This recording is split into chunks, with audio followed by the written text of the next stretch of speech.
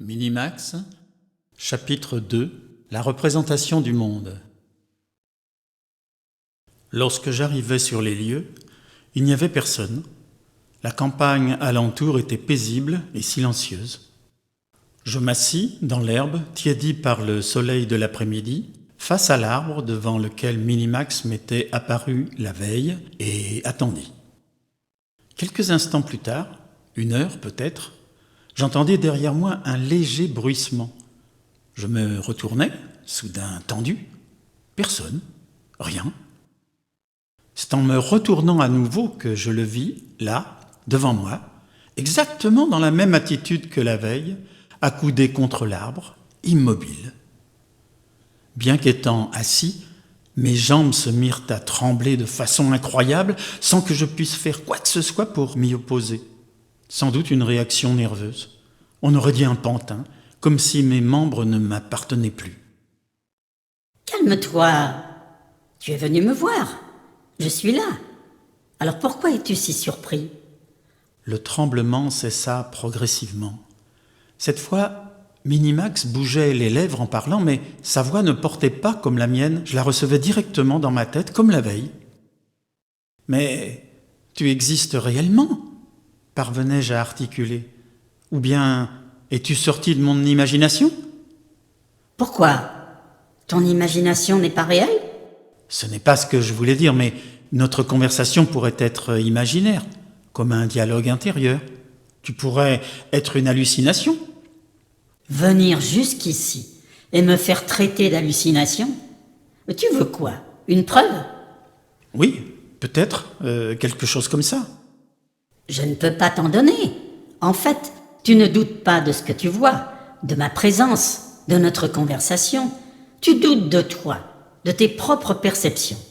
Toutes les preuves du monde ne sauraient convaincre celui qui doute de lui-même. Chaque être vivant fabrique sa propre réalité. Pourquoi n'acceptes-tu pas la tienne avec un Minimax dedans ? Mais enfin, je ne fabrique rien. La réalité existe en dehors de moi, ou c'est à devenir fou ? Ce qui est à devenir fou, dit Minimax en imitant ma voix, c'est que tu puisses imaginer que la réalité du monde dans lequel tu vis soit la même pour tous. Pour toi, ton voisin, pour un animal ou un végétal. Qu'est-ce que tu veux dire ? Simplement que chaque forme de vie fabrique sa propre représentation du monde, selon son espèce, son milieu, son histoire ou sa sensibilité. Je réalisais soudain que j'étais en conversation avec un petit homme depuis 5 minutes, comme si tout ça était très naturel. En engageant la conversation comme il l'avait fait, il avait réussi à s'insérer dans ma vie et me faisait accepter sa présence comme normale. Il discutait avec moi exactement comme un autre homme l'aurait fait. « Mais pourquoi moi ?» demandai-je soudain. « Pourquoi m'es-tu apparu ? Pourquoi m'avoir choisi, moi ?» Je ne t'ai pas choisi. C'est toi qui m'as reçu.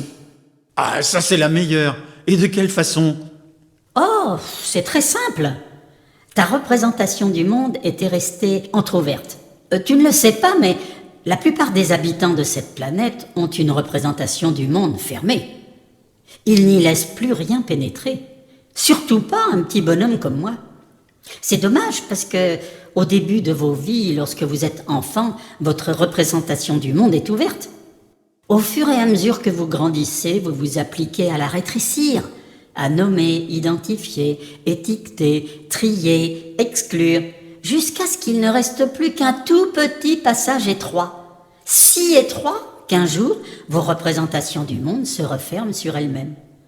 Par hasard, sans doute, la tienne était restée entr'ouverte. Alors je me suis glissée dedans et hop, me voilà. Il fit un petit pas de danse sautillant et retomba en écartant les bras, comme un comédien qui salue. C'était amusant et incongru. Je souris, surpris et séduit à la fois. Je crois qu'à cet instant, je commençais à l'aimer.